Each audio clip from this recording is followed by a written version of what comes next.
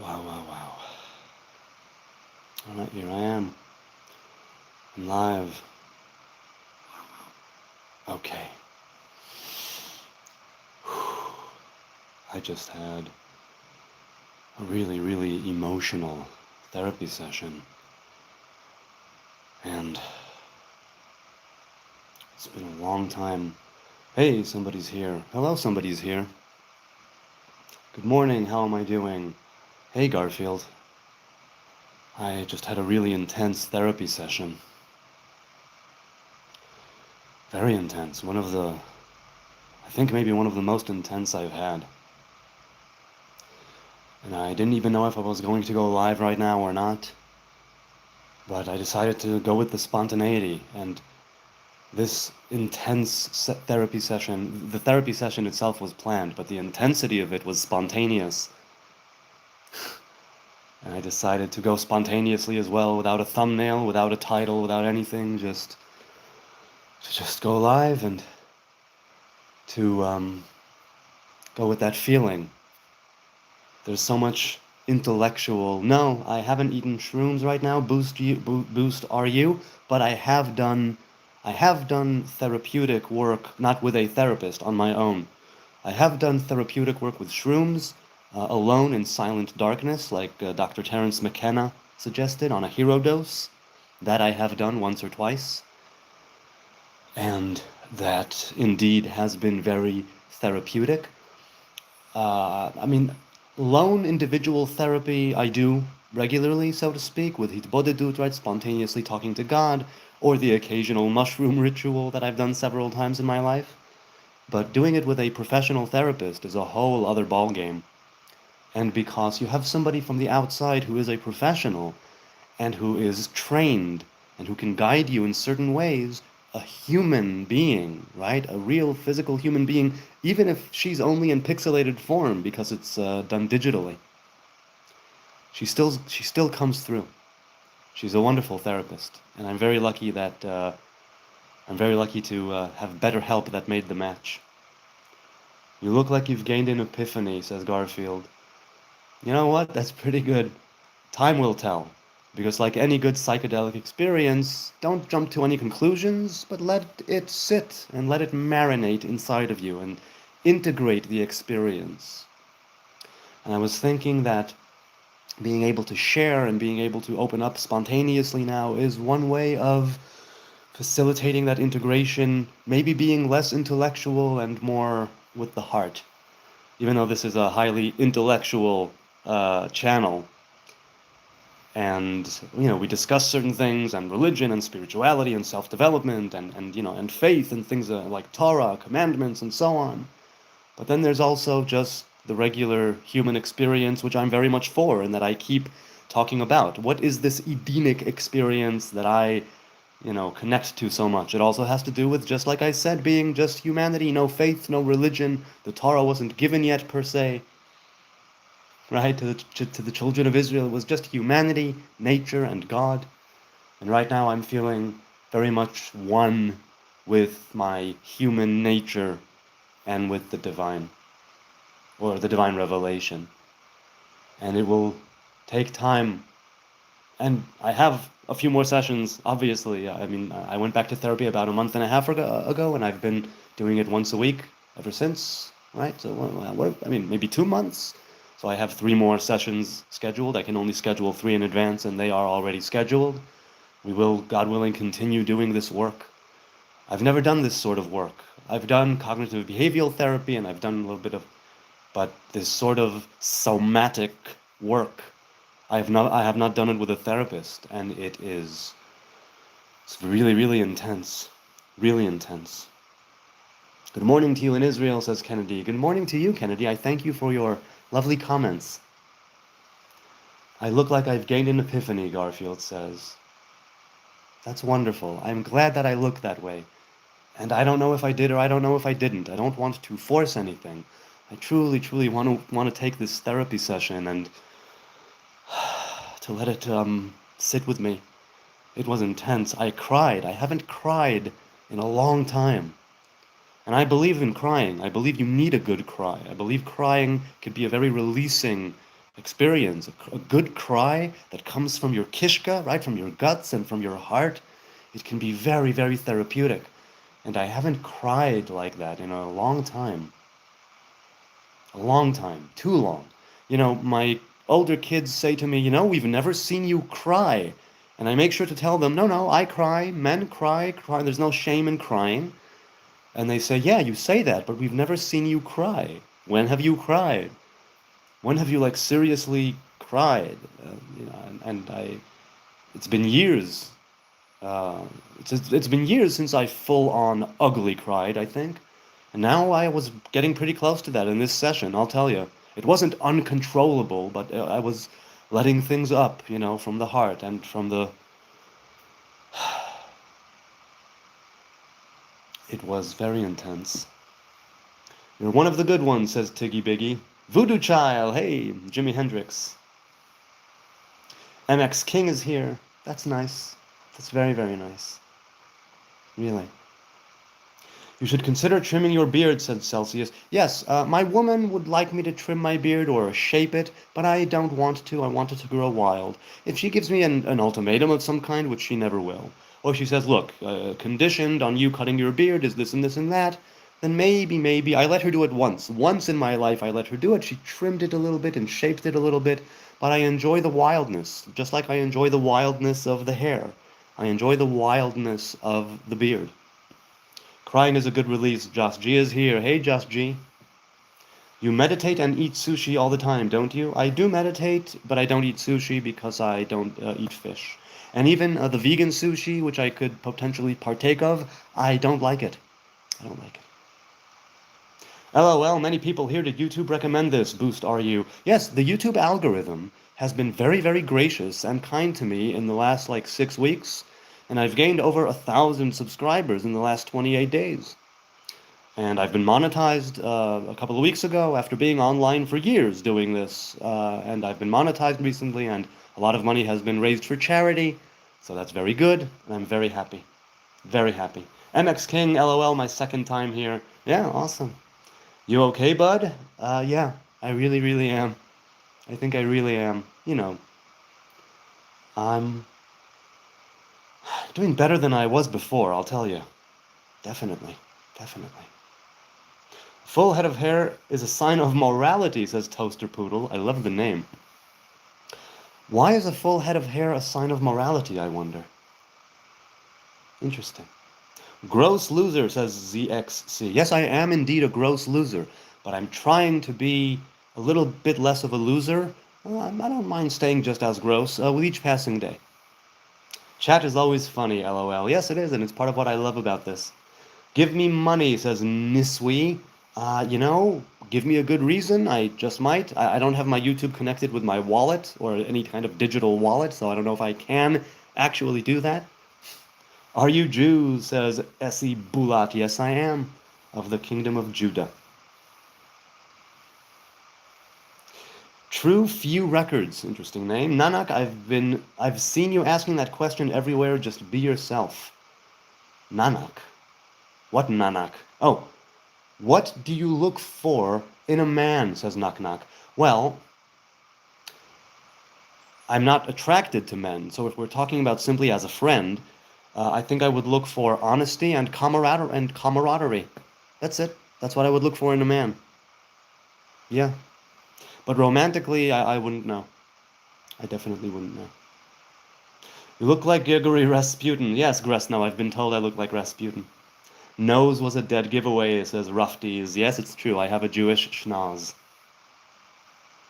Is there separation of church and state in Israel, says Culling of Man. No, that's a problem, because Israel is a Jewish democratic state. So in some ways it's a bit of a theocracy, Jewish, and on the other hand it's a bit of a democracy, democratic. And there are places where the Jewish rabbinate, the Orthodox rabbinate, has a sort of monopoly, and some say that that should not be. Some say there should be a complete separation. There's also in the sense of that there is the Ministry of Religion or of Religious Services, which services the Jews, Muslims, Christians, Baha'i, Rasta, whoever, because we have, Muslims here, and we have Jews here, and we have Christians here. and the holy city, the holy land is sacred. Different hierarchies of sacredness, I suppose. For Jews, it's the most sacred, for instance. For Islam, it's the third sacred after Mecca and Medina. For Christianity, depending on what kind of denomination, right? I mean, because there's Rome, and then there's the Church of the Holy Sepulchre in the old city of Jerusalem. But yes, there's some separation, not enough. I don't think there's enough separation. What do you do for work, says Loki. I'm a writer. That's what I do for a living. Loki is pretty strong, I'll give him that. I think he is a chill person, though, says Boost. Yeah, I try to be chill. There are times when I'm not so chill, but I try to keep those few and far between. With people who are close to me, like family, it's more difficult for me to be chill because they know how to push my buttons. But overall, yeah, I try to be definitely a chill person. Do you support secularism? Well, look, I don't consider myself religious, though I do still follow a lot of the Orthodox religion, but I don't consider myself religious simply to not put a label on myself. So I will tell you what I support it to some degree because I don't think that you need to force people to do things they don't want to do. On the other hand, I think that if somebody is a complete psycho and he wants to anchor his psychopathy in being secular, then that's not a good thing. You need to have balance. You need to find measure. You need to be able to discern. So on a personal level, do I support it? Yes, I think people should be free to do what they want to do, so long as it doesn't harm their fellow human beings or maybe their fellow earthlings. How old are you, says Mijimi. I am 43 years old. Winter Cherry says, are you the same race and denomination as Jesus? I don't know what denomination that would be, but I suppose, yes, because he was presumably an Orthodox sage before it was Orthodox, right? He was just a rabbinic dude who went a little bit against the Pharisees and the scribes, which I can totally respect. As for race, I don't know if people say it is a race, it's not a race. I'm a Hebrew man. Jesus, traditionally, historically, was also a Hebrew man. Can you say free Palestine or not? Yes, I can. Free Palestine from Hamas. Free Palestine from terrorism. Free Palestine from the warmongering, bloodthirsty, corrupt leadership that has driven them into the ground and brainwashed them and indoctrinated them into thinking they need to kill people. That's what I would say. Where did my gambling stream go, says Led Zepp. Ooh, I love me some Led Zeppelin. What do you believe happens after death? It depends on how you led life. What happens after your death is literally directly correlated and related to how you led your life, which is why every after-death experience is relative to the individual life that had led it, right? So that's what I believe happens. I believe it's an individual thing that pertains to the unique individual experience of the person who has just died. And we have different teachings and traditions and faiths. We have different ideas. We have different stories we tell ourselves, some sacred and some secular, on what it is that happens after you die. But the question is, what happens after you die, right? Because it's just the body saying goodbye. I believe that there is a life force. I believe there is an animating spirit that carries on. You can call it reincarnation, or you can call it some sort of afterlife. It's not truly what that is, but so what do I think? I don't know, because it will truly only depend on how I live my life. Tell us what the Talmud says about non-Jews, says Luke. Some of the Talmud sages say that non-Jews should be mistreated, and some say that they are below and that Jews are more supreme. I don't follow those teachings in the least. And it's also not halacha to mistreat Gentiles, right, non-Jews. There are certain cases where you should be more considerate of your brother or sister in the faith than others, but that's normal in-group, out-group, tribal thinking. It can lead to damaging consequences, but it doesn't always have to be the case. And you will always find that you want to take care of your family first and of your local community first, and you want to take care of your own first. And that's not a religious thing or a Hebrew thing or a Talmudist thing. That's a human thing. Hopefully we will be able to carry out our lives and live our lives to such a degree and in such a way that we will be able to knock away the borders and the dividing factors and be a unified human race once again, and no supremacy, no superiority, no victim complex either.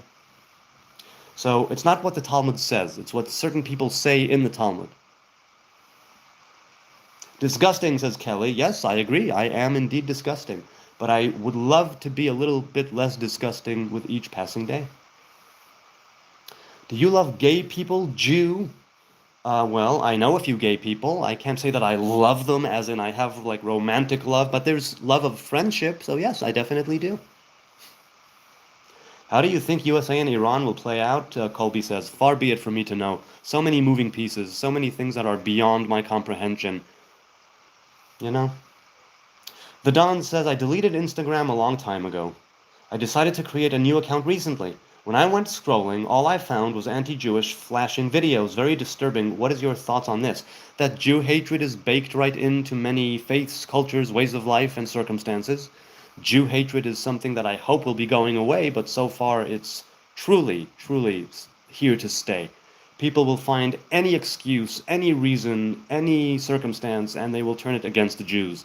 And they will take on Jew hatred, many people, at the drop of a hat, with really nothing much needs to happen in order to ignite and for that spark to become a flame of Jew hatred. And while some people might say, no, no, it's Israel's fault, it's the Zionists' fault, it's the Jews' fault, it's like, okay, could be. People will say anything and everything. And I'm not saying that Jews or Zionists or Israelis or the state of Israel is free from all blame.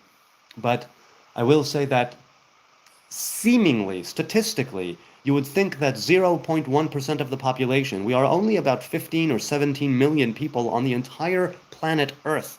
You would think the world would have less of a problem with us, but they have major problems with us. So I don't like to take only one narrative. I like to look at things from different points of view and sort of make a synthesis in my mind and also keep that in check and be open-minded to change.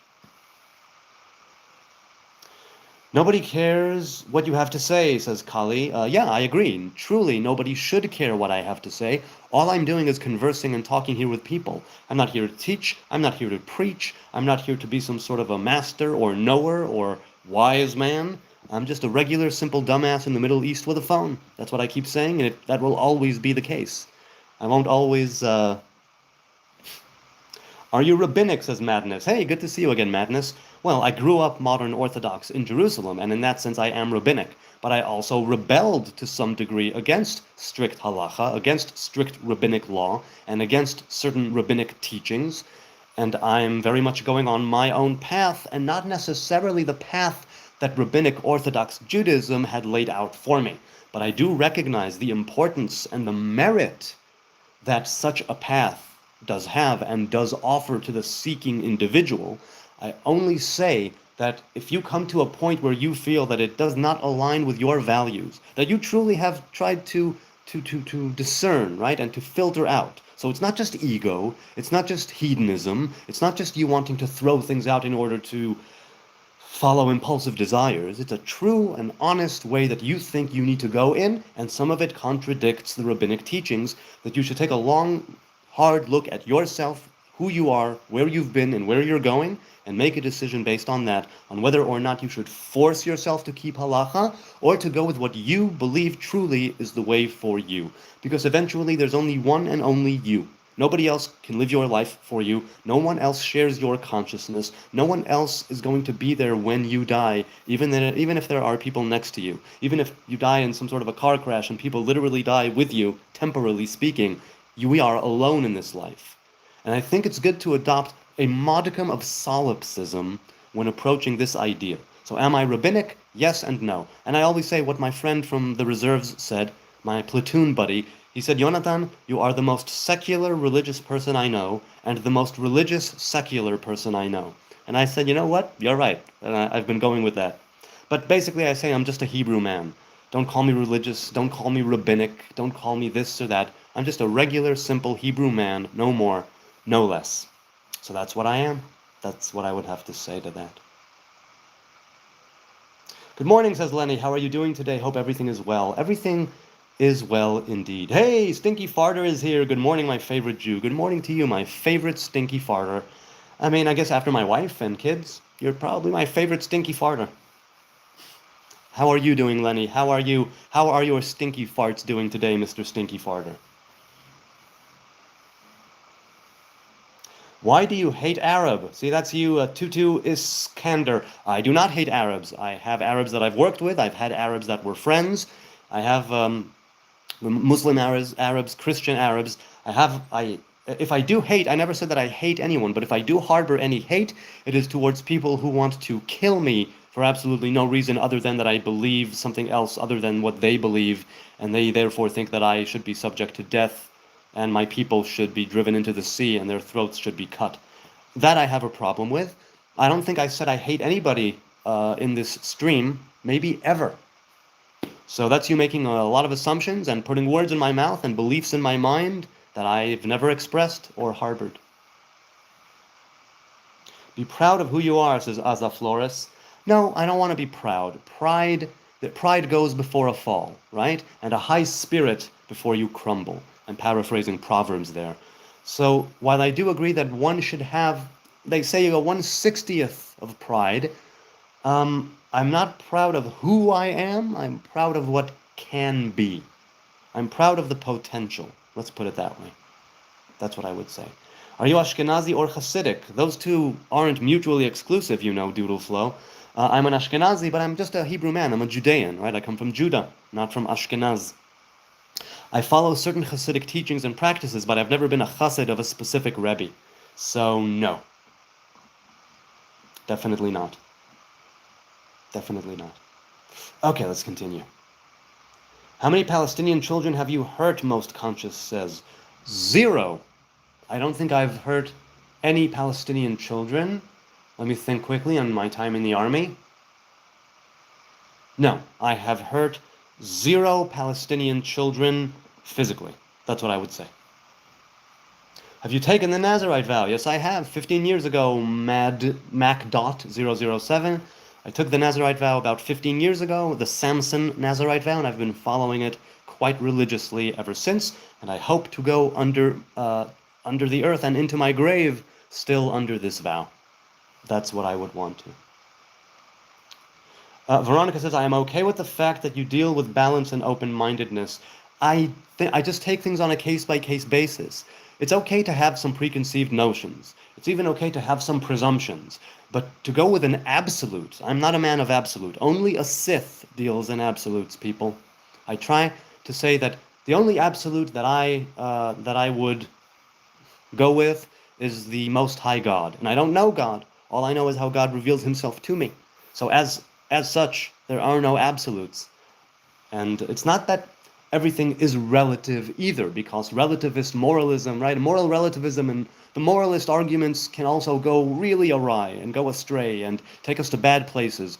But so I'm not going to talk about relativism, but there are no absolutes as far as I'm concerned. Logan asks, does the Torah reflect your beliefs? Well, beliefs, the Torah is not a Torah of believing. The Torah is a Torah of doing. And I would say, yes, the Torah does indeed inform my everyday life, my actions, from what I wear, to the way that I speak, to what I eat, and to the way I live my life. And I seek to live my life in accordance with Torah. Now, it means knowing more what not to do, and what mistakes to avoid, and how not to behave, than how to behave and what to do. And this is also evident from the number of commandments, that there are 365 thou shalt nots and 248 thou shalts. Are you ashamed of how Israel treats Palestinians? Jay Jaggers says, no, I'm not. I'm ashamed of how certain Israelis treat Palestinians. I'm ashamed of how certain people in government treat Palestinians. But as a whole, no, I'm not ashamed of that in the least. Not in the least. No. I think Israel is doing what it needs to do to survive. Israel is fighting a defensive war of annihilation and eradication. It's doing its best under the current circumstances, fighting a bloodthirsty, warmongering death cult, fighting enemies on all of its borders. So I condemn the people who claim Zionism and do heinous things. I condemn their actions and them, and I think that they should be in prison. But I don't condemn Zionism as a whole. I don't condemn Israelis as a whole. I don't condemn the government or the army as a whole. I will say that there are people in government, in the army, in the people, who have horrible ideas, who carry out terrible, maybe even, yes, atrocities, maybe war crimes, maybe crimes against humanity, I don't know. But the state as such, the government as such, the establishment as such, the state, the army, the people, no, I support them 100%. I just don't do it blindly. And if you give me a case where somebody did a horrible thing, I will definitely acknowledge and stand with the human rights organizations or stand with the innocent Palestinian who was hurt and say, you hurt them. That was wrong. Don't do that. You belong in prison. That's what I would say. What about the way you view others, says Logan. What about it? I try to view others as myself. Not any more, not any less. We are all human beings. We are all earthlings. And I try to treat other living creatures the way that I would want to be treated myself.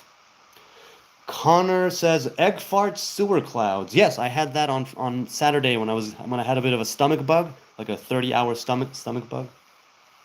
So I did have egg fart sewer clouds going on then, but it was only like 30 hours, and then I was done. Do you believe in the whole of Tanakh or just Torah? No, there is no belief. Once again, I believe that the law of Moses takes precedence, and that the prophets, the scrolls, and the writings all point back to the covenant of Moses, all point back to the 5 books of Moses. I'm not a Karaite, right? So I do believe that there is a rabbinic tradition that came alongside the written tradition, but I don't believe it was quite what later turned out to be modern, rabbinic, Orthodox, post-temple Judaism. I believe that that is a religion that progressed and evolved because of death and destruction and exile and tragedy and woe. And it wasn't truly the original oral tradition. It's what it became over time. And certainly what we have now, because the oral traditions had to be written down, is we have the remnants of the remnants. And I've always likened it to the scraps of a great feast. That sure, if you walk in and you're terribly hungry, you'll feed off the scraps, and maybe even it will fill you. Is it the same as attending the banquet from whence the scraps came? Is it the same when you come afterwards, when the confetti is all over the floor, and there's, beer spilled here and champagne spilled there, and there's food on the wall, and is it the same? And there are scraps on the table, and you're going and you're eating the scraps and the crumbs. Will it fill you? Yeah, if you eat enough of it, and it's good and it's tasty, for sure. It nourishes you, yes. But it's still the remnants, it's still the scraps of a great banquet, a great feast. And I think it would have been better were we to continue the feast. But nothing good lasts.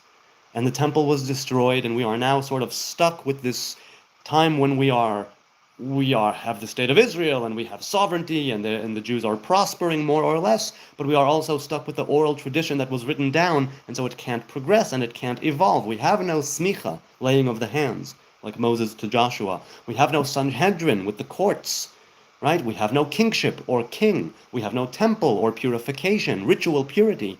We have no priests serving, no Levites singing, and no Israelites fasting at the temple.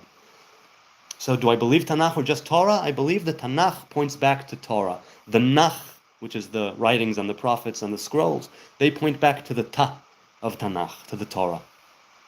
So that's what I'm thinking about that. Let's continue. Messiah was already there, says AA. Well, I don't care if Messiah was here or not. The point is not Messiah. Messiah just lives and dies like any other king. Messiah is not this... he lived, he died, okay. There is something to say for the final Messiah. But seeing as how Jesus, according to Christians themselves, died, resurrected 3 days later, and ascended, that de facto means that he is not the final Messiah. I have no problem with him living. I have no problem with him dying. I have no problem with him being resurrected, and I have no problem with him ascending. I do have a problem with him being Son of God, or God incarnate, God in flesh. That's not allowed according to Torah. But it also means that he's not the final Messiah, because the final Messiah is not one that is supposed to have a second coming. Not really, according to the texts. And you could argue over it for sure.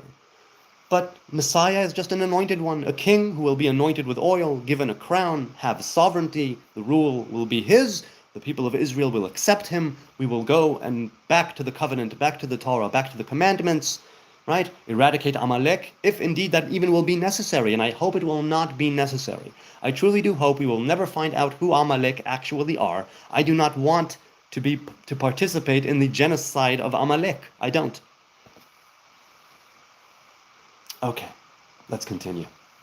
Do you believe you are the chosen people? Oops, the chat just jumped. I'm sorry, I don't know who said that. No, I believe that the Hebrews were selected for a certain task. Other nations were selected for other tasks. That's it. There's no chosen, because the chosen thing brings on a lot of pride and vanity, and I don't go with that at all. I think that's not good. Definitely not good. Amalek is humans who aren't Jews, by the way. That is not true in the least, Matthew. That's not true in the least. Amalek is a people, a nation. It's not people who are not Jews. People who are not Jews are just non-Jews. You're saying that every non-Jew is Amalek? That is not true historically, it is not true textually, and it's not true conceptually on any level. So you are very, very wrong about that. Warback says, LMAO, your goofy superstitions. Yes, I agree, they are goofy superstitions, but they do facilitate a non-goofy, real-world way of life. And that non-goofy, real-world way of life can be something beneficial, if only for a time. Because it sort of tells you, come, take on a burden, take on a yoke, take on a discipline, commit to a path, go on a journey, see where it takes you.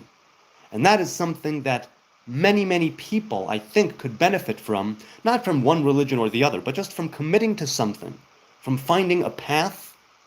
And you could say it's well-trodden, or you can take the path that is less taken, but to commit to something, truly, to go with it, is something that can very much change your life. I think so.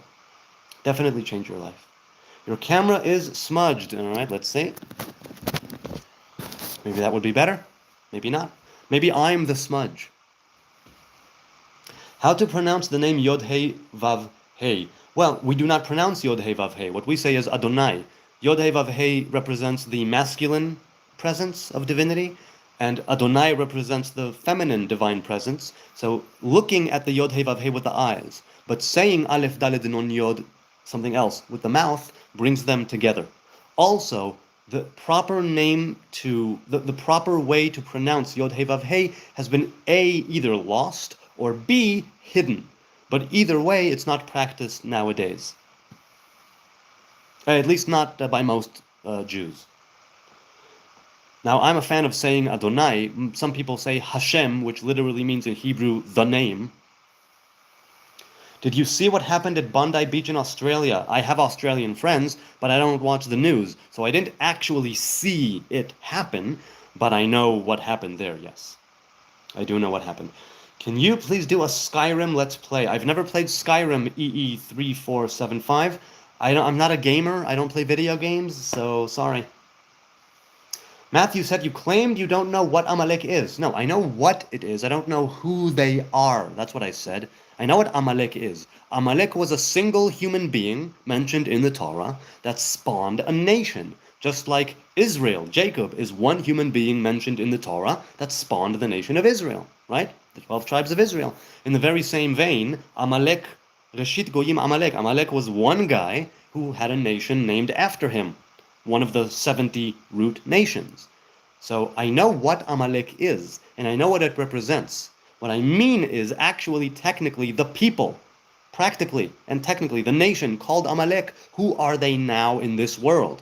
And I hope that I won't know so I don't have to kill people. Because I, believe it or not, am a lover, not a fighter, and I will kill in self-defense, but I wouldn't want to participate in the genocide of Amalek. So it would really be convenient, really convenient for me if we never find out who Amalek are. Also, lest we forget, in the Torah it says that the memory of Amalek will be obliterated and eradicated and erased from under the heavens, from under the sky.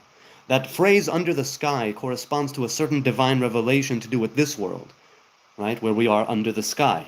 But there's a place that is above the sky, not practically outer space above the atmosphere or the stratosphere, conceptually, spiritually above, where Israel and Amalek are in a shared root, right? Where we have the triangle, where at the root we are one, and then it splits into a duality of counterparts, Israel and Amalek, who do battle. But in the root we are all one, and there is no Israel, and there is no Amalek. That is the root that I am seeking, and I hope and pray that we will be able to find that shared root above the sky, so we won't have to eradicate the memory of Amalek under the sky, as the verse says. Jesterin says, Chassids don't care about your word, Zionist brother. Really, that's sad. The state give the... I don't know, Jesterin, what you're saying. I know many Chassids that do care indeed and are Zionists. Many Chabad are Zionists, many Breslevers are Zionists. So that's just making a broad generalization that does not map out at all to the ongoings here in Israel. So there are certain Hasidic sects that are anti-Zionist, that is true. But by and large, no. I don't think that you're right. I don't think that you're right. Okay, let's see. Insane to me how people in the 21st century actually can't just accept that there are multiple religions in the world. It's built on faith, not facts. Yes, Mr. K, I agree. But for the Hebrews, it's not even a question of faith. It's a question of doing, right? The Hebrew faith is a Torah of doing. It's not necessarily a Torah of belief. You don't even need to have faith. You don't even need to believe. What you need to do is carry out the commandments and cleave to the covenant of Abraham, right? And what it entails. So it's insane to you. Well, people have their own confirmation biases. People like to stick with the familiar and with the known. Many times people don't like to dip their toe in the unknown, let alone run headlong into it. Sometimes there's a danger there. And sometimes there's too much insecurity there. And sometimes it's a question of what if my entire structure of existence and being, what if I have the proverbial rug pulled out from under me? What then? I'll be left in chaos. I will be left in uncertainty. I will be left in limbo. People don't want to experience that, even though from chaos can come order, and from confusion can come clarity. And sometimes you need to undergo the chaos, and sometimes you need to be in confusion for order and clarity to manifest itself, because one discerns the other. And so if there's a lot of confusion and chaos that is raising itself, there will potentially, the capacity exists for a counterpart force of order and of clarity to reveal itself. And if you allow it to happen, you might just be better off for it in the long run. But the place that you go through, that tight spot in the hourglass, right, where you're just squeezing through it, right, that can be very harrowing and very trying and very difficult emotionally, physically, spiritually. So I understand those who don't want to do it, who can't do it, who shy away from it, who ignore the call of their conscience even, right, to go in that path. Unknown says, can I ask you how you would define the word alma? Is virgin inaccurate? No. Virgin is betula in Hebrew. Alma is young lady or maiden, but not virginal maiden, just young lady. That's alma. That's what that means. Do Hebrews believe in the covenant of David, says Colt Smith. I don't know which particular covenant of David you are referring to. There is a covenant between the divine revelation and King David that says that if King David and his descendants keep the Torah and sit on the throne and judge with righteousness and with justice, then the throne will be steadfast, right? And they will be able to. But we see that already 2 generations later with Rechavam, son of Solomon, the nation was split to 2 kingdoms, Judah and Israel. And do I believe in the covenant of David? I think that the covenant of David is one where there will eventually, they say, be a Messiah from the house of David, from the tribe of Judah, who will usher in this great transformation, nationally, globally, metaphysically, spiritually. If you're talking about that covenant, yes, it's something that it's not a question of belief. It's a question of actually expecting it to happen at any given moment. That being said, I'm of the opinion that we don't need a king. We don't need an anointed one. We don't need to put our proverbial eggs in that basket of Messiah. What we need is to be good people and to act and live our lives in such a way where if everyone would act that way, that would hasten the coming of this Messiah. Even if he does not show up, it would mean acting in such a way that will make society so cohesive in the very best of ways that we will be able to love each other and have peace with each other, first in our community and then, around the country and then globally, like a rock thrown into a pond. The ripple effect and the butterfly effect takes hold. So that would potentially hasten the coming of Messiah. I expect Messiah to come any minute now. It all depends on us and on how we conduct our lives on an individual, day-to-day, case-by-case basis. Are we pursuing righteousness? Are we pursuing benevolence? Are we pursuing the good?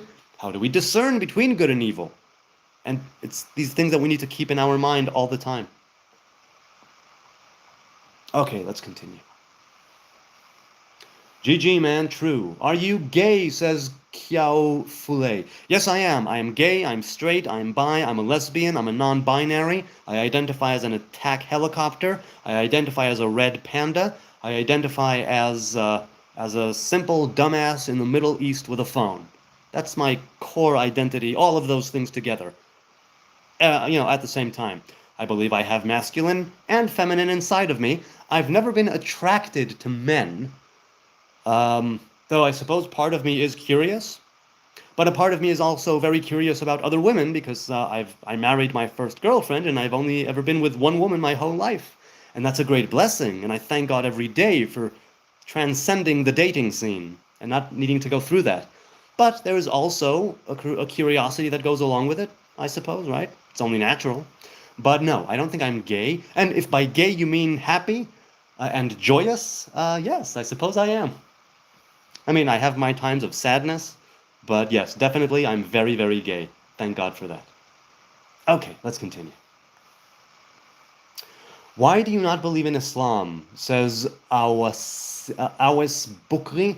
Jesus is the Messiah, not God or Son of God. We believe in all the prophets, he says. Moses, peace be upon him, is one of the most talked about. Yes, I know. Nabi Musa, of course. And Isa, Jesus. I know. They all exist. I'm aware of that. So why don't I believe? Because Islam is supposed to be the final revelation, right? The final prophet, the final word of God. And I don't believe that according to Torah there is such a thing. The revelation is a continuing, evolving, progressing, constantly revealing thing. The word of God is an individual thing. As a nation, we receive the word of God at Sinai, and we continuously go with it. That's why there's the written Torah and the oral Torah. One of them stays relatively constant. One of them progresses and evolves. I also don't believe that there is such a thing as a final prophet. The spirit of prophecy persists and exists. And while it did take a step back after the destruction of the Second Temple, it's poised to make a comeback. And indeed it is making a comeback. So I'm thinking that the spirit of prophecy will be back in the hands of the Hebrew people. Our sages say it was given to children and fools in the meantime. But what does the book of Yoel say? God will pour his spirit upon all flesh. Oh, wait, pardon me. So, that's why I don't believe in Islam, because I don't believe that there is such a thing as a final revelation, and I don't believe there is such a thing as a final prophet. I do believe in submission. If you mean Islam as the word submission, I do believe in submitting to God's will. I do believe in surrendering to God's will, but I also believe in doing the work, doing the research, thinking critically of what it truly means to manifest God's will, because I don't know God. All I know is how God reveals himself to me. I don't know the first thing about God or the nature of God or what God is or who God is. But the way that the divine reveals himself to me through Torah, through commandments, through my life, through nature, that, right, through my experiences on an individual day-to-day level, right? This is what I cleave to, and this is why the Torah is so important. This is why the commandments are. They were given by people for people. Walking, talking, breathing, people. That's why I don't believe in Islam, because there's no final anything. It's a process of evolution. Are you a Jew? Says Independent Am. Yes, I am, of the kingdom of Judah. Where Jesus gone, 12 to 29 age? Please explain, says VJN. I don't know. I'm not a follower of Jesus, and I read the New Testament once, so I have no idea. I'm not a Christian. Ask a Christian. Ask a follower of Jesus. What about Chokhmah, says Master Pun. What about Chokhmah? It's one of the attributes of the Tree of Life. It's also one of the things that is it says, Reshit Chokhmah Yirat Adonai, that the beginning of Chokhmah is fear of God. But it's not really fear, it's awe. And awe is positive fear. We are taught that there are two types of God-fearing attributes. One of them is fear of punishment, of, oh no, I did something bad and God is mad at me. You go, no good. The other one is fear of reverence and of awe, where it's like a child who wants to do right by his father, not because his father will beat him with a stick, but because he is his father. There is a love there. He doesn't want to let him down. He wants to be a good kid and, not necessarily even live up to the father's expectations and standards, but simply to be a good kid because I appreciate my father and all he's done for me. And so because of that, I want to have a good connection and I want to be a good kid. That is the type of thinking that is awe in the positive sense of the word. Chokhmah is the beginning of revelation. Chokhmah in the tree of life is the place where revelation can, just the tip of the yod, the tiny tippy toe of revelation begins. It comes into its own more so with Bina that follows. So that's what I think about Chokhmah right then and there. Chokhmah is literally wisdom. That's what that means. This motherfucker avoiding all the real questions says Herbis Fumigus. I'm not avoiding anything. I'm addressing a question here. I look at the chat. I see a question there and I go with it. So 200 people are here. A lot of you are talking. Some of you are spamming. Some of you are trolling. And it's literally impossible for me to go with all the chat. So if you think that I, the motherfucker, is avoiding the question, by all means, leave a comment. I address every single comment that I get. Leave a comment on a different video if I don't get to it in the chat. And I'm not saying you should donate, but all proceeds do go to charity. If you want me to address your question, a super chat I will definitely see, or a super sticker, or a super thanks in the comments. No, don't do a super thanks, because that's in the comment. If in the chat is a super chat, and I will definitely address it then, because I will see it. Or have like a wall of text, and then I won't be able to say no. But I don't advocate spamming, even though I don't kick people out. Do you support Israel, says Independent Am? Yes, I am in Israel, and I am an Israeli, so I support Israel, but not blindly. And I think that Israel makes mistakes, and Israel also does things that are wrong, and it needs to rectify its wrongful ways. That's what I think. Yes, this motherfucker is going to continue.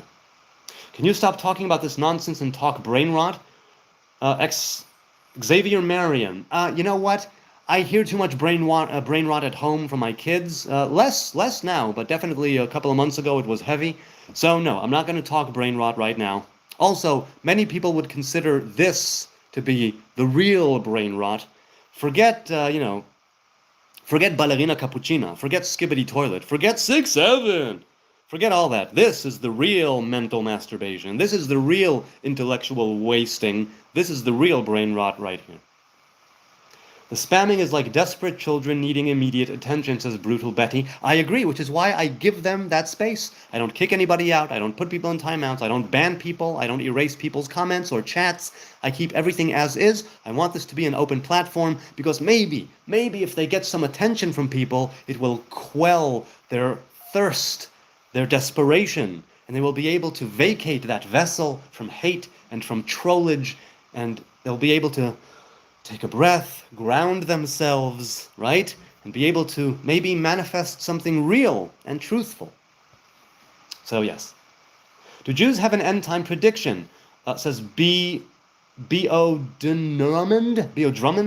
Well, we as Hebrews are encouraged to not calculate the end of days and to focus on the here and now, right? What is the phrase is basically, right? Don't count the days, make the days count.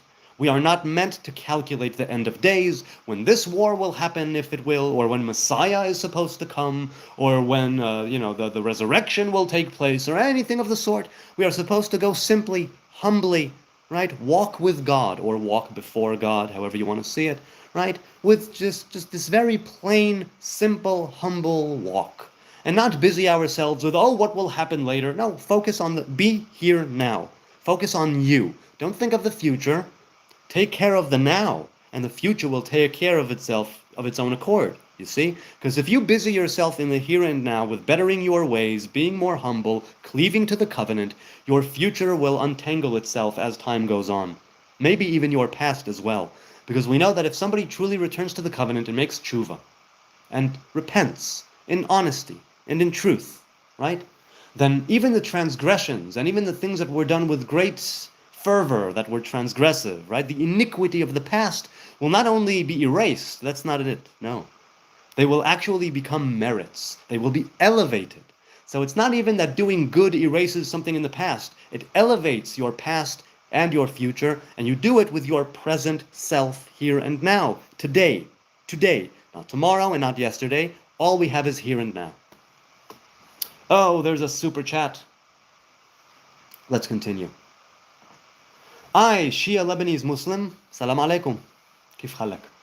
Appreciate your stance. I am a supporter of free will and liberated Palestine, but also a free Israel, not an ethno-state. Do you know that there's actually no such thing, no actual term as an ethno-state? Would you tell Japan to stop being Japanese? Would you tell Sweden to stop being Swedish?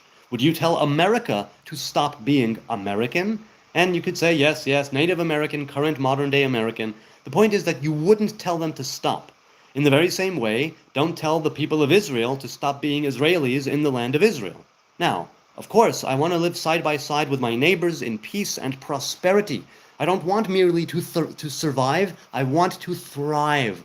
I want us to thrive together. And I know the only way to get there is together. It really, truly is. And if not the only way, then the best way is together. So, Ali Halani, thank you. Mitshakel. Anna Mitshakel. I thank Shukran Ktir. Thank you very much. I do appreciate your stance as well. The Lebanon is still going through and has gone through so much awfulness, not only in the south, all over.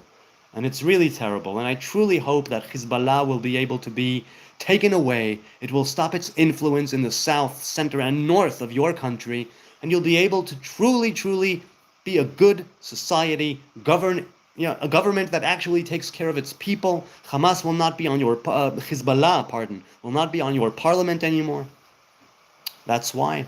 Because we need to have this understanding. We need to build bridges. We need to find some common ground. And with religious extremism, many times it causes people to follow one narrative, disregard all the others, blindly follow, and all the while thinking that they are truly doing God's will in earnest. I believe they honestly think this. And therein lies the issue. That's the rub. Because it transcends and bypasses all logic and all rational thinking. And you must involve in such a complicated, convoluted, nuanced conversation, you must have some modicum of logic, some modicum of rationale or rationality to fall back on. But when people deal with extreme religious views, it distorts and warps and tears apart their lens through which they are viewing reality. That even the thing that is good about their extremist religious view is lost in the horrors of what it allows them to do. Right? Was it Christopher Hitchens, or was it, I don't remember, right? Where he says, for an evil person, I'm paraphrasing, right? For an evil person to do a good thing, that may not take much. For a good person to do an evil thing, that takes religion. I'm paraphrasing. It's not the precise way that he put it. But I definitely think that that is the case with extreme religious views. And you might make the case, maybe, that extreme religious views should be respected because this person is going hardcore, all in. And still I say yes, but you can choose what to go hardcore, all in extremely about. I, for instance, have chosen to go all in with the Nazarite vow. I have chosen to go all in extremely, religiously, with certain principles, with certain attributes, right? Ways in which I would love to live my life. But I also try to keep an open mind. And I think that there's, it's not that I'm judging, it's just that I try to go on a case-by-case basis and see things, from different points of view as well, or at least make an attempt, a true solid attempt. And the places where I stick a flag and I say, nope, I'm going to blindly follow, and there are such places, they affect me, but not necessarily do they affect other people. And I think it might be where it breaks down. Right? Does it affect me or other people? Okay, let's continue. Clearly schizophrenic, says Madman. Yeah, I'm sure there's a part of me that's a little mentally ill. What did Seal say? We're never going to survive unless we get a little crazy. Nazarite is a great thinker, says Neural Cult. I would love to be a great doer. Thinking is great, discussion is great, dialogue is great, and it's why I'm here. But I always seek to take it from that ether of intellectual whatever down to the nasty, stanky funk of doing here in life, down to reality, down to the guts of being here in this world with this mortal coil. So more than being a great thinker, and by the way, most of the time, I may put my spin on things, but a lot of the things I'm simply regurgitating things that I learned. I'm standing on the shoulders of giants, and I And the rest of it I pull out of my ass. Maybe all of it. Stance on Kurdish people, Master Pun says. I don't have a specific stance on Kurdish people or Kurdistan because I don't know enough of the history. So I can't have a real stance until I know more. That's what I would say. Do you guys beat chickens? What do you mean, like in tic-tac-toe? In what sort of beating chickens? No, I know what you mean, I suppose. No, I don't beat chickens. I myself am vegan, so I'm against any kind of cruelty to animals. I think that every cage should be free. Basically. There is no God, says Left Hangin'. I agree, there is no God. I agree. And I say this because I don't know God. All I know is how God reveals himself to me. So when you say there is no God, I'm agreeing with you, right? Because I don't know God. And in that sense, I can definitely agree that he does not exist. God does not exist because existing has to do with this world. Existing has to do with perception of existence. And if I can perceive it, if I can relate to it, if I can name it, or label it, or think it, or conceive of it somehow with any one of my 12 senses, it is immediately not God, but only a revelation of God. That's what I think. So that's why I agree. There definitely is no God. That much is true. What do you think of the Aryan race, says Hat Dog. I think the Aryan race certainly has a good look. You know, that blonde hair, blue-eyed look. I'm a fan of the look. I love different people that, I love the black, big lips, wide out, huge afro look. I love the blonde, blue-eyed, pink skin look. I love the way different people look. So what do I think of the Aryan race? Not much. I have never actually thought and pondered the Aryan race, just like I haven't thought and pondered about any other race, really. I take human beings as human beings. That's it. Nobody is better than the other. And we're just human beings trying to navigate this life. That's what I'm saying. Existence isn't only defined by having to be present on Earth, LMAO. Oh, I agree. Existence is something that is there's a multiplicity of existence, I agree. But if I can name it and say existence, whether it be physical, metaphysical, or spiritual, that already is putting a label on it. And if I can put a label on it, it is immediately not God, but a revelation of God. The divine revelation comes in an infinity of ways, through a multitude of channels, primarily the 10 Sfirot and all the relationships between them. That's in its root, in its core, that's what it is. So, existence indeed is not only defined that way, the real Indiana Cones, bruh. That's true. But what I'm saying is that if you can define, if you can say existence, if you can say presence, all of those three things do not pertain to God. In the very same way that eyes, ears, nose, and throat don't pertain to God, even though those are all named as divine attributes. Right? The hand of God, the finger of God, the eyes of God, the nose of God, the wrath of God, the mercy of God, the grace of God, the vengeance of God. Those are all garments in which the divine revelation is clothed, but it is not the divine him, her, itself. That's what I'm saying there. Could you name all 12 senses? Yeah, I'll do that quickly. I don't remember them offhand. 12 senses in Sefer Yetzirah. The 12 senses in Sefer Yetzirah, yes. Sight, hearing, smell, speech, taste, sexual love, work, movement, anger, mirth, imagination, and sleep.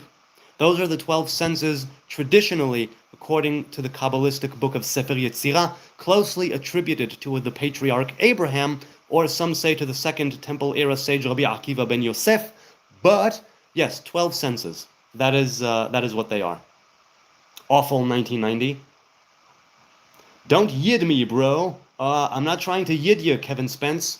Sorry if that came across as me trying to yid you. 6'7" God, says Jason. 6'7". That's wrong as hell, says Mike. Okay, if you said that, if you feel free to think that. Thoughts on the Holy Trinity versus Jewish ideology? Well, I know that some people say that the Holy Trinity is literally parts of God fragmented into God the Son, God the Father, God the Holy Spirit. So, and some people equate that with the 10 Sfirot, which I think is not right at all. Because the Jewish ideology is that God is a kind of singularity, right? He is one, special, and unique, meaning that he is one, not as opposed to two. He is single, meaning not as opposed to another one that is single of its own, but part of a duo, and unique and special in the sense of no other such thing is in existence. Let's put it that way. So the Holy Trinity, as I understand it, and I don't understand it at all, is that there's a fragment, right? And that God can be made flesh. God is a spirit, God is the flesh of the Son, and God is the presence of the Father. Now, if you're taking it physically speaking, that already goes against the Torah. If you're looking at it as, no, it's all spiritually, that still goes against the Torah because it's a fragmentation of the divine. And we believe there is no such thing. What is fragmented is divine revelation, emanation, and influence. Again, the garments, the clothing in which God is clothed, so to speak. But that God is a one unique special singularity, if you will, that is untouchable, unfathomable, unthinkable, unknowable, and anything, like I said, if you can perceive it, label it, name it, feel it, think it, it's already not God, but a revelation of God. Whereas the Holy Trinity, they say that there is the mystery of the Holy Trinity. Indeed, I'm sure it is very mysterious, but as soon as you say that there was a God in flesh, already that's against the Torah. So that's where it breaks down to me. Sleep is a sense, says the real Indiana Cones, bruh. Yes, but don't necessarily take it as physical sleep. Take it as the spiritual attribute that is manifested as physical sleep. Because the physical world here has a divine and spiritual origin. So by the time it comes down here, it's known as sleep. It's known as mirth. It's known as work or sexual love or any one of those 12 senses. But what is a sense? A sense is how you perceive the world.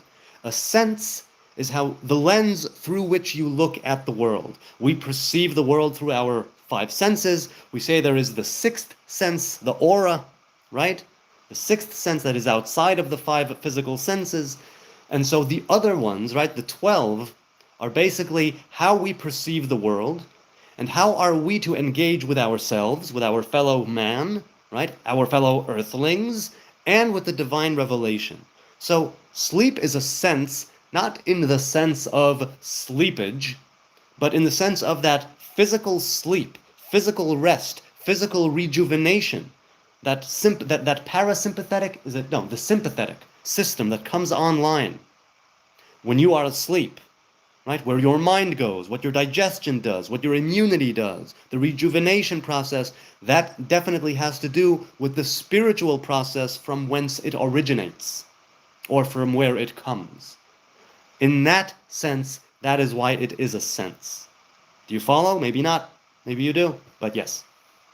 So in that way, yes, sleep is one of the 12 senses according to the text of the Sefer Yetzirah. 5 senses, man, they teach you that in kindergarten. Yes, Mike, I agree. But we are not the only faith or religion or Torah to teach that there are more than 5 senses. So look into it. You will see that other doctrines, other faiths also teach there are more than 5. So just because you were taught something in kindergarten doesn't mean you need to go through your entire life from womb to tomb with that kindergarten mindset. You, as a human being, have the ability, the capacity, maybe the duty and the responsibility to evolve and progress past kindergarten and later in life rediscover your kindergarten self. By all means do. But you need to sometimes expand your mind in order to later make it narrower and deeper in essence. Do you see what I'm saying? I hope that you do. So farting can be a sense, says real Indiana Cones, bruh. Well, farting can be a sense. It's a sense in the sense that that it's digestion. It's a sense in the sense that it has to do with discernment of the food and parts of it go here or there. But if we say that farting is an action and it's a biological function, then yes, I suppose it is. But it's not one in and of itself. So yes, that's what I'm saying. He won't mention the Talmud. What do you think of the Talmud? I mention the Talmud every single live stream. My wife earlier, my woman just told me earlier today, aren't you sick of all these people causing you and wanting you to speak of the same things over and over and over and over again? I said, you know what? Yeah, maybe sometimes. There was one live stream, one, where I said, I'm not going to talk about Jesus and I'm not going to talk about Palestine. Maybe I should do the same thing for the Talmud every now and then. No Talmud talk. So what do I think of it? I think it's a series of discussions spanning hundreds of years. It's the oral tradition that was never supposed to be written down, but was as a result of necessity, exile, and destruction, because it was not, it was about to be forgotten. There was a danger of it being forgotten. But the Talmud was never supposed to be written down. The Mishnah that preceded it was not meant to be written down either. The fact that the oral traditions were written down put us into survival mode. And so that was a tactic of survival. And so now we are caught in between. We are no longer merely surviving, but we have this oral tradition that we are stuck in to some degree, and it prevents us from advancing oral tradition and halacha and evolving right into the 21st century ever since the destruction of the Second Temple. Also, it's many, many teachings and lore and myth and mythology and other tidbits, but only some of it is used to actually derive halacha and rabbinic law. So when people say, oh, the Talmud is evil, I'm saying no. There are sages in the Talmud that had opinions that are evil. Those opinions were not necessarily turned into rabbinic law. They brought those opinions in order to parameterize the discussion and quantify the debate. We're talking about this and this. Here's where the debate is going on. Not about this and not about that, but what about goes on here? In a debate and in a discussion, particularly when there are practical implementations to be derived later, you want to parameterize the discussion. You want to give it limits, boundaries. Within the boundaries of halacha and of discussion and of debate, you are able to then gain the wisdom. So when people say, oh, the Talmud is evil, it talks about sex with 3-year-olds, I say, okay, it parameterizes sexual relations. It doesn't mean that there's a commandment to go sleep with a 3-year-old. So that, in a nutshell, is what I say every single time. Whenever someone asks me about Talmud, I will also once again say, I'm not ignoring questions. There are 157 people here right now. Many spammers, many trolls, many question repeaters, and that's all well and good. I'm not telling anybody to stop, but it also means that I might not see what you're writing. Okay, let's continue. Oh, there was a super chat that came in. What do you think about reincarnations? Is Colorado Duke? Thank you for the donation, Colorado Duke. It all goes to charity, so by all means, if you want to, keep donating. Colorado Duke, I think that reincarnation is a viable hypothesis. I think that it's also quite possible, and probable, for that matter, that that's how it goes down. I don't necessarily go with the Lurianic teachings, because the teachings that I study are not Lurianic, but I do believe that it's something that might definitely happen, because there are 613 commandments, but one person alone cannot do them all. So if you go, let's say, and I don't necessarily think this, but if we go that yes, you need to do as many of the 613 commandments as you possibly can, let's say, like actually perform them. First of all, we have no temple. More than half of the 613 commandments pertain directly to the temple worship. To the ritual worship at the temple. So that's already all not going to happen. But, we'll say that you need to, like in the Hindu thought, right? You need to shed karma. And the process of reincarnation helps you to shed karma. Let's put it that way. Okay. The Temple of Solomon. Yes, that's right, Irbas. The Temple of Solomon in Jerusalem, and later on the Second Temple. More than half of the Torah's commandments, and the rabbinic commandments too, right? More than half of the 613 commandments pertain directly or indirectly to ritual worship at the temple. So now, like I said, we are left with the remnants, with the crumbs. They are very, very wonderful and tasty, nourishing, strengthening, fortifying crumbs of the great feast, but we are still left with crumbs nonetheless. Okay, let's continue. Thoughts on the genocide in Gaza? I do this every time too. There is no genocide in Gaza. If there was a genocide, the war would be over in 3 days. The genociders are actually Hamas, Fatah, the Al-Aqsa Brigade, Hezbollah, and the others who want to eradicate Israel and take it off the map and slit the throat of every Jew, Zionist, Israeli. Those are the genocidal, warmongering sickos who glorify death and who put their own population in the line of fire to maximize civilian casualties. They also invested billions of dollars in aid, not in infrastructure, not in proper bomb shelters or tunnels for the civilians, but in terror tunnels and in munitions and armaments and weapons and rockets and missiles, and they hid those very things in mosques and hospitals and schools and private homes to maximize the civilian casualty. So then when IDF is forced to attack and eliminate the threat, the imminent danger, then Hamas is saying, oh, the Zionist pigs, look at what they did to these poor Palestinians. No, Hamas did that to their own people.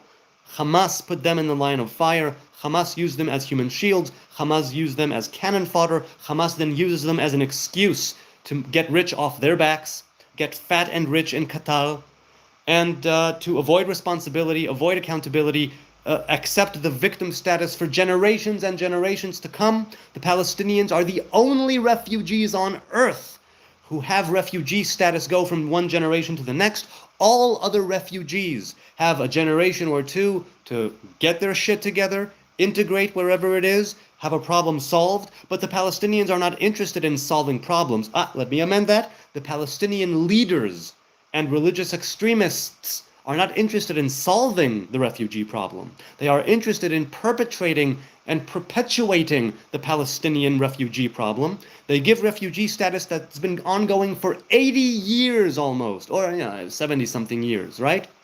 Because they want to keep it going, because it makes them the victim, it makes them David to Israel's Goliath, it gets the world on their side even though they started every single war, basically, and because people forget, right? With this oppressor-oppressed narrative that's now taken over people's minds, they are woke and weak in some degrees. They are woke, but only to a certain degree, and they won't actually complete the scene of history, even recent history. So Israel is the enemy, Palestinians are poor victims, there is no genocide in Gaza, and if there is, it's a Hamas genocide brought on by its own misguided, twisted, death cult of a way of being. That's what I'm saying. All right, let's continue. No one is falling for your propaganda, white European, says P. Diddy.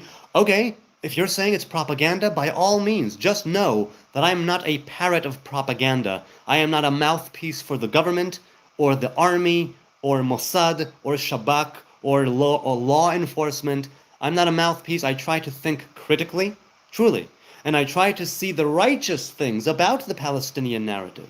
And I try to take all that into account. I don't have a single-minded view. I try to take things on a case-by-case basis.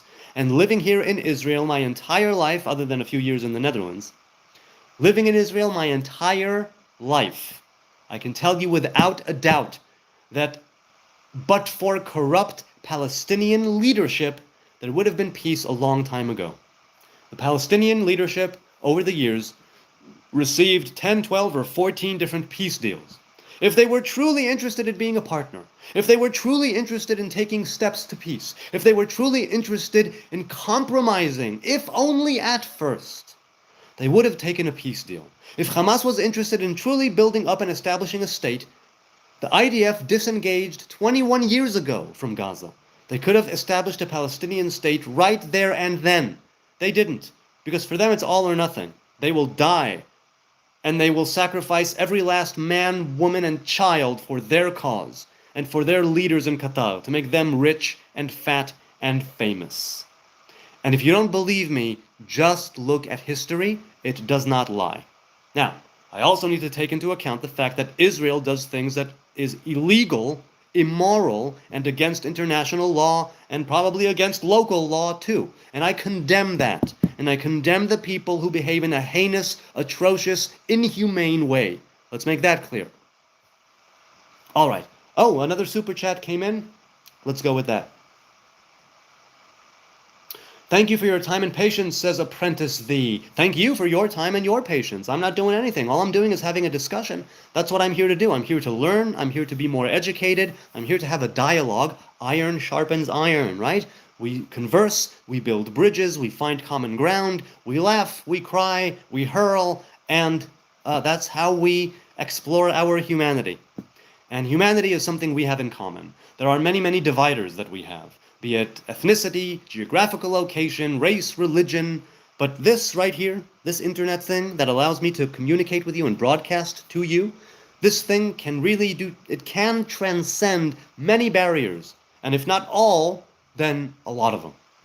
Are you familiar with the King David Hotel bombing? Yes, I am. Irgun Tzva'i Le'umi Etzel bombed the King David Hotel, Patrick. They called in advance and said, we are about to bomb the hotel. People were still killed because they could not evacuate all of them out, and they couldn't take all of them out. I don't recall.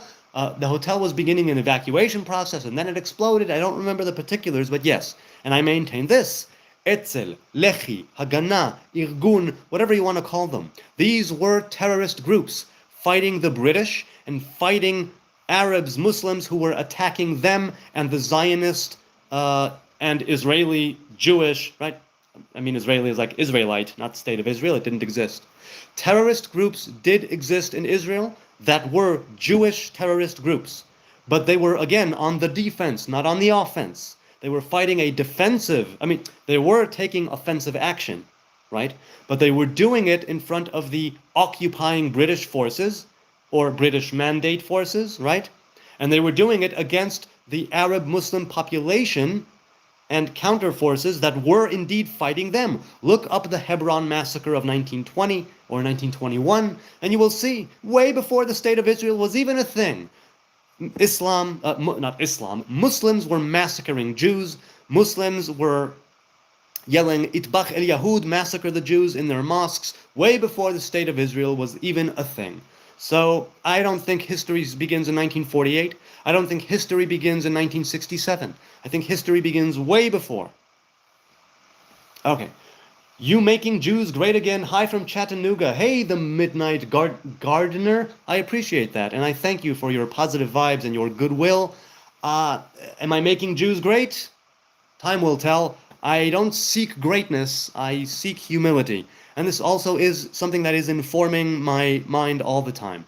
That's why I'm willing to accept some of the Palestinian narrative. Israel is not blameless. Israel makes a lot of mistakes. Israel does things that are positively wrong, and it should stop doing them. Humanity, we love you, says King Kalayugan. Thank you, King. It's nice to see you here again. I appreciate your donation. It all goes to charity, so by all means, keep going. There's one person who gave $100 last night, and I won't spend that money until a couple of months have passed. I won't give it to charity until later, because I've been told that there are trolls and others who want to push their message. His message was investigate 311. Just so you know, he donated $100 and he said investigate 311. I've been told that some people donate a large sum and then they take it back and they claim that it was an inauthentic donation or stolen or whatnot, and then they get their money back and I get fined. So I don't want to touch that $100 until some time had passed. But everything other than that $100, whenever the money is transferred, YouTube has not transferred. I've only been monetized a couple of weeks. Whenever there is a transfer of the first funds, whenever that happens, to my account, I will take a snapshot of it, and I will be donating it to charity. I will be doing a poll on which charity to donate to. So by all means, there's a post I put up yesterday, I think. Go voice your opinion. What charity do you think that I should be giving to? Let me know.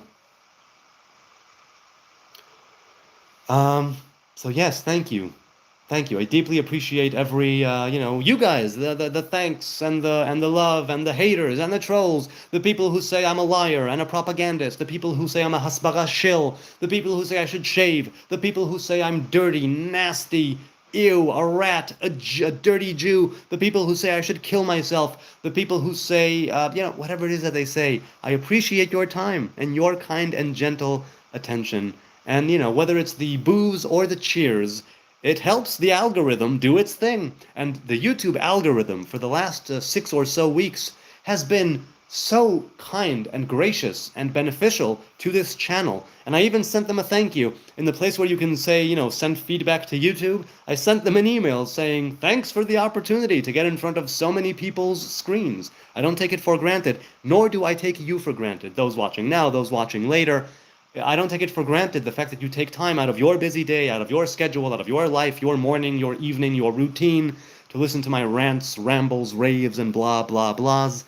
I take it as a vote of confidence that so many people have joined recently, so many people voicing their opinions, so many people engaging in dialogue. It's very heartening, and it gives me strength. It really, really does. And that comes from you, and I deeply appreciate that. Okay. Andrew says, look at the difference. Even though threats and hatred, he can still be positive. All they know is hate. Well, I can't help but be positive. First of all, because I've had an overwhelmingly positive life. Of course, negative things happen, but I live in abundance. I'm standing on the shoulders of giants, and I seek to not piss all over those who are below me, but to give them strength and to fortify them with what I can. And so, yes, some people, all they know is hate, which is how I want to give them this platform to let the hate out. Let it out. Empty your vessel. Fill it with love. Empty your hatred, and your body will be filled with empty yourself of misunderstanding, and understanding will naturally be able to come in. Nature abhors a vacuum, right? So I appreciate that, Andrew. I really do. Oh, another super chat came in. Let's see. Wait, no, that wasn't it. Hang on a second. There wasn't a different one? No, I guess not. All right, let's continue. Israel is fake, says Madiha Shazhadi. Okay, you can say that Israel is fake. A, it doesn't make it so. B, if Israel is fake, any other country is also fake. That's what I'm saying. Thoughts on long hair in Judaism. Does it help with enhancing spiritualism, says Master Pun? Well, the Nazarite man and woman are commanded to let their hair grow wild. It means that if you are bald, you can still take on the Nazarite vow. All that it says is that if you do have hair, let it grow wild and free. Certain Nazarites are allowed to get a haircut every 12 months. Certain Nazarites, when they fulfill their time, shave their head when they bring the offerings to the temple. A Samson Nazarite never gets a haircut and never breaks his or her vow. And that is the vow that I took.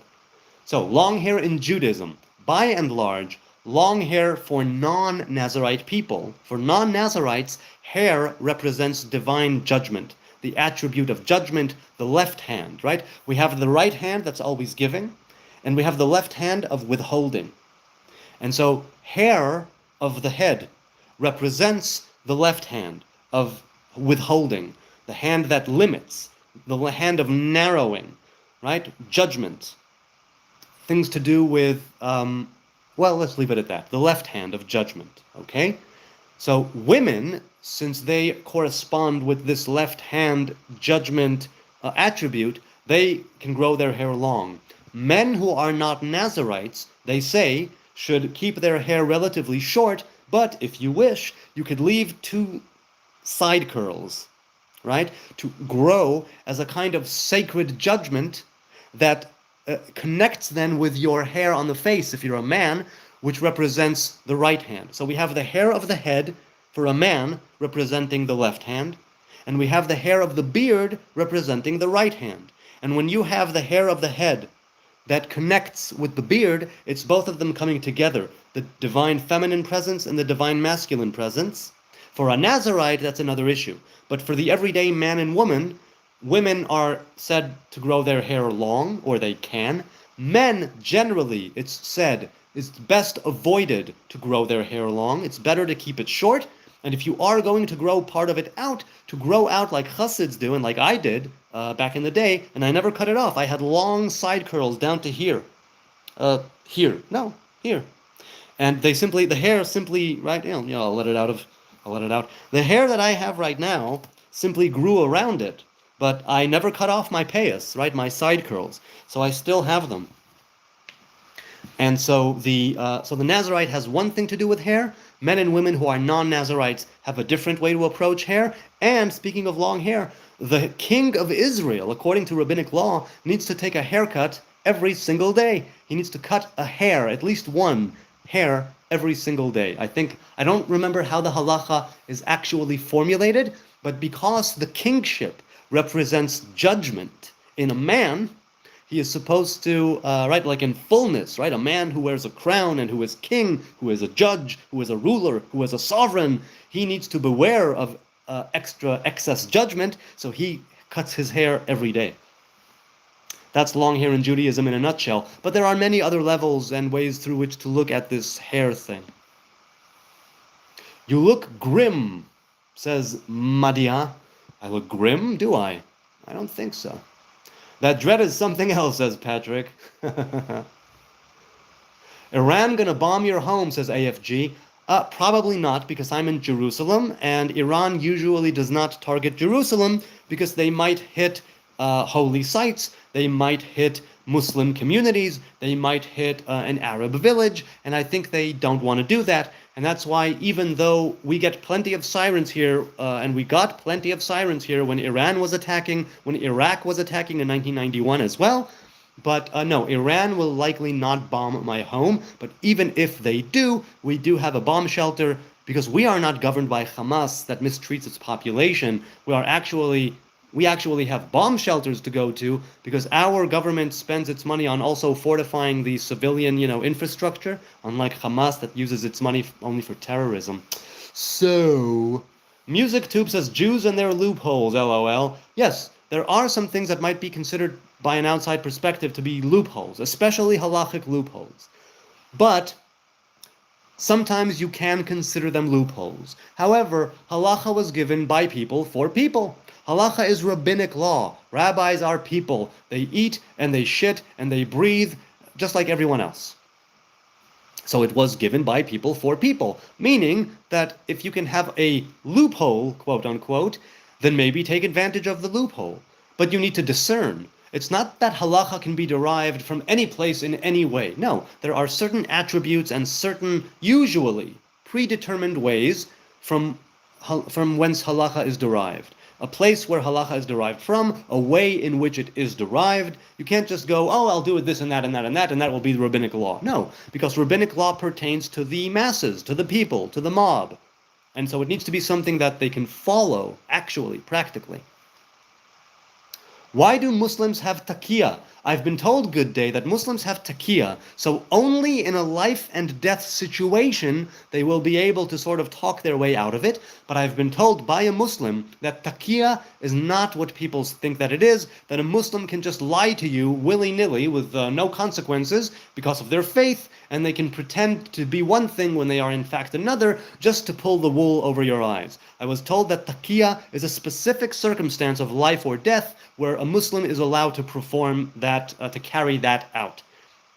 On the other hand, maybe there are people who are saying, no, they treat everything as life and death because they want everyone to be Muslim, and so if somebody is not Muslim, he's not truly alive, and so in service of that, you can lie to people all the time. Maybe that might be the extreme way of looking at it. I certainly don't look at it that way, but I've been told both things, basically.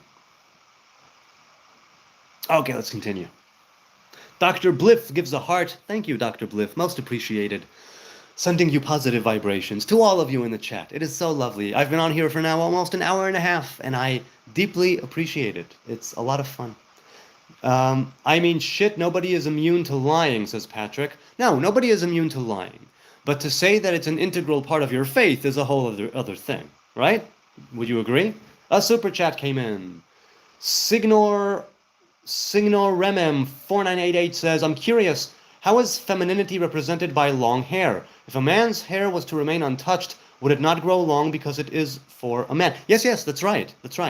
But it means that we are made in the image of God, right? Humanity is made in the image of God, meaning that we mirror with our physical body and our psyche, our inside and outside, right? Our spirit and our body and our mind and our soul. We mirror the divine attributes in which the world was created, the 10 sfirot, the tree of life. And so we see that hair of the head, right?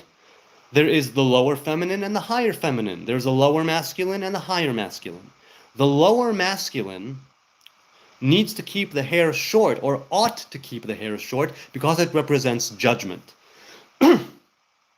And the feminine, as the counterpart, right? The hair goes right along with that because the lower masculine is the right hand and the lower feminine is the left hand, and they make a union together. They make a union together. Now, that corresponds to the right lobe and the left lobe, by the way, and the way that they switch and all that whole thing. So yes, naturally it will grow, of course. This is not to say that a guy is not allowed to grow long hair. It means that most people, if they choose to say, I will have my physical body be a manifestation of the image of God in which I was created, they might be moved intuitively, internally. I, for instance, was moved to have long hair all through my teens, all through my childhood. In the beginning, it was my parents that raised me and they liked the long hair. And then it's something that I chose. Hair was always part of my spiritual path, before the Nazarite vow, after the Nazarite vow. So in my teens, I had long hair.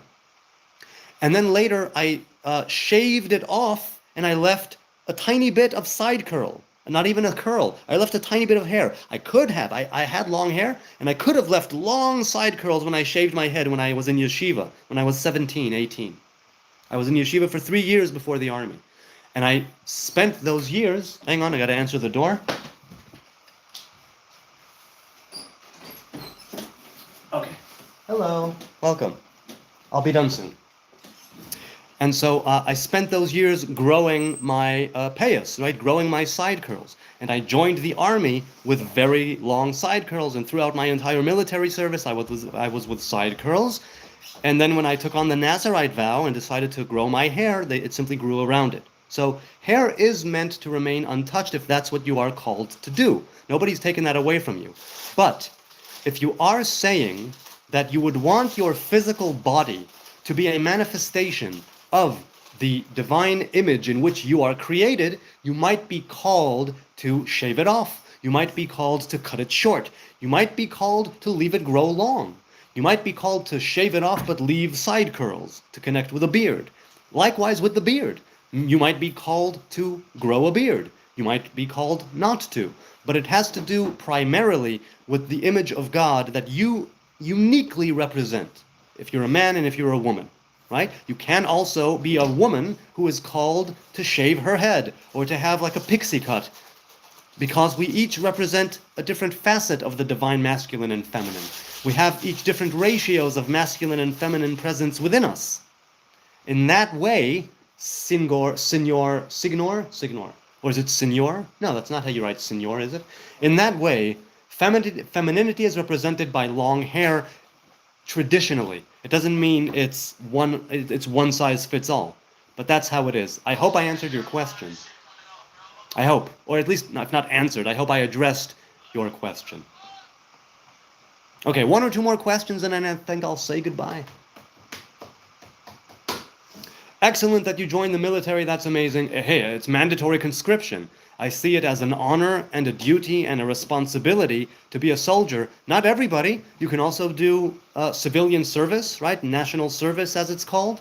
You can give in all kinds of other things. But to take time out of your life and to give back to the community, to give back to the country, to give back to the nation, I see that as something of importance. It doesn't need to be in uniform. It can be in many other ways, but to do it.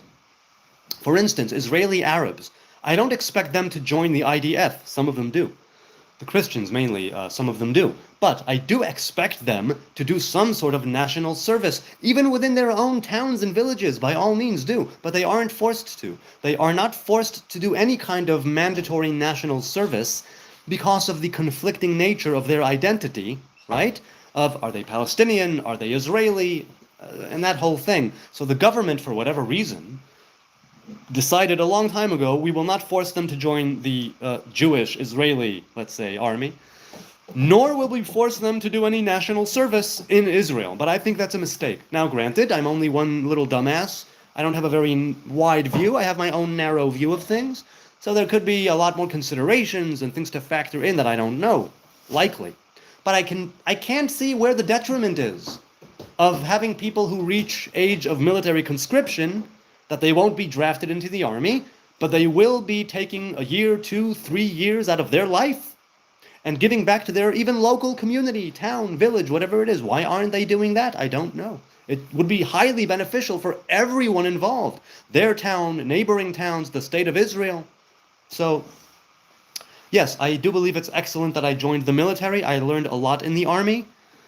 And I was in the army until 5 years ago, basically, when I was discharged. I was in mandatory service, and then for all of my life until then, I was in the reserves. I went in almost every year, sometimes for a few days, sometimes for a month, sometimes for 6 or 7 weeks.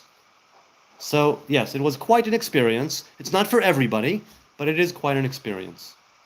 Would you call your service a duty? Do you mean duty or duty? I don't know what duty is, but it is literally a duty. That's what it's called. It's called shirut chova. Shirut chova means mandatory duty, right? That's what it is. Or duty service, shirut chova. A service duty. So yeah, that's what it is. I mean, it's also a privilege to wear the uniform. You know, there was one time when I was approached by somebody in the street. Well, I was in a building, but you get the idea. Just a civilian. Now, imagine, right? I was in uniform. I had long side curls, right? And I had my M16. Was it an M16? No, it was a Glilon. A Glilon. It was a shortened version of the Israeli Galil, which is a knockoff, let's say, of the AK-47. And she... No, it's the AK-47? Yes. The Andrei Kalashnikov 1947? Yes. And she approaches me and she looks at me and she goes, "You are the symbol of the state of Israel." I go, "Wow, thank you." And I'll never forget that, because it's not often that you see a soldier in uniform with long side curls. There are few and far, they are few and far between.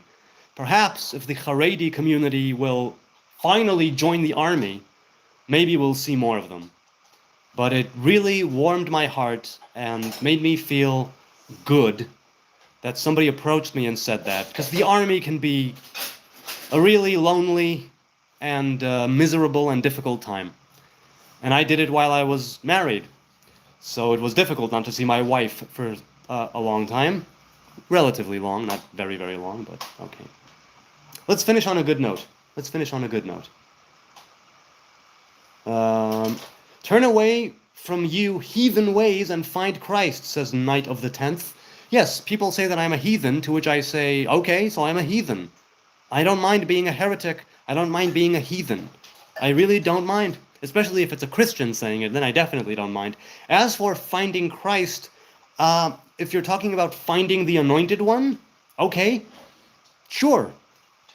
But shouldn't the Anointed One also be trying to find us? And if you're saying that that is Jesus, where is he? There you go. Respect, says Eliad. Respect, sir, don't know your name. My name is Jonathan or Jonathan. A lot of kids on here that make fun of your looks or think you're a baby killer. God is watching, is what I say. Don't judge other people from any sides too quickly. Oh, no, I don't. This is the internet. These are anonymous keyboard warriors, anonymous trolls hiding behind the anonymity of the internet. I'm gonna take an issue.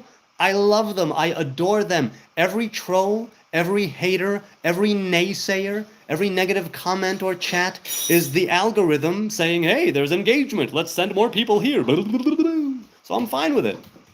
I'm fine with it.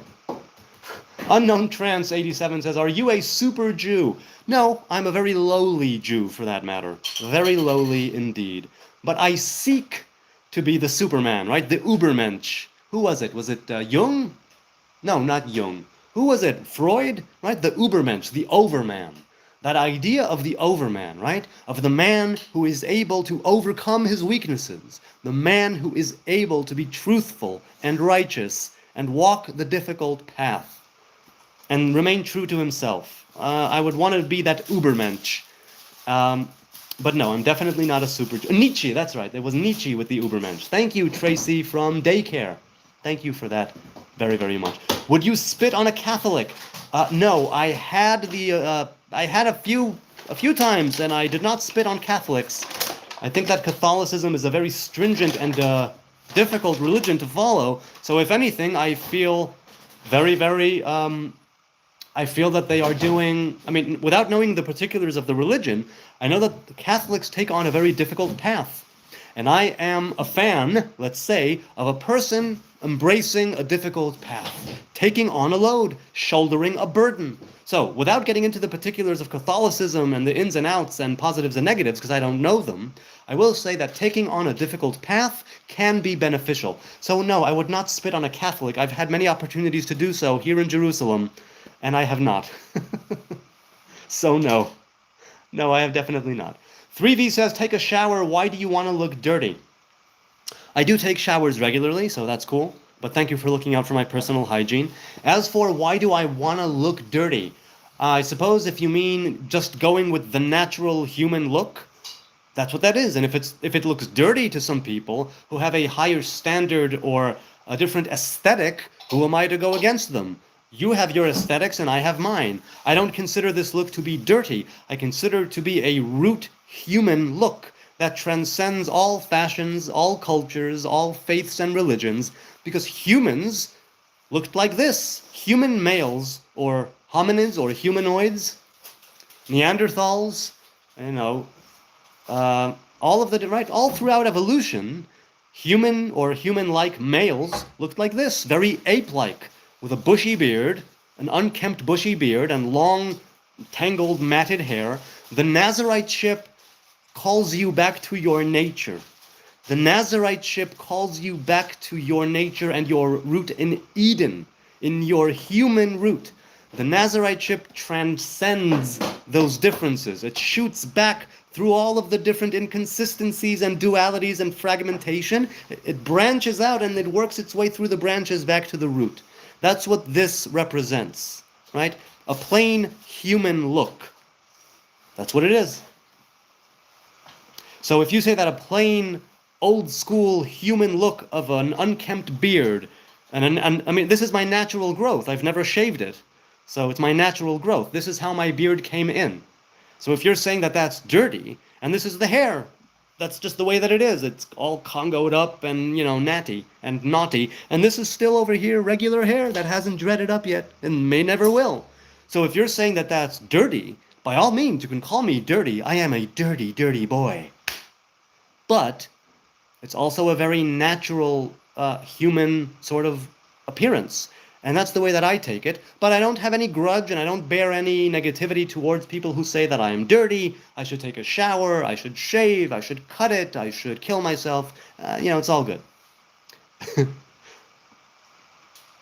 Okay, one last question and then I'll say goodbye. Dude, you gotta curl your beard or something, like express yourself with it, says Shujio. I don't know how to pronounce that. Okay, here, just for you right now, I'll do, wait, let's see. Can I do this? There we go. I should put some gel. Yeah, Okay. On that funny note, I deeply appreciate your time and your kind and gentle attention, and it's lovely to be here with you. It's so much fun. I don't take it for granted that you're here.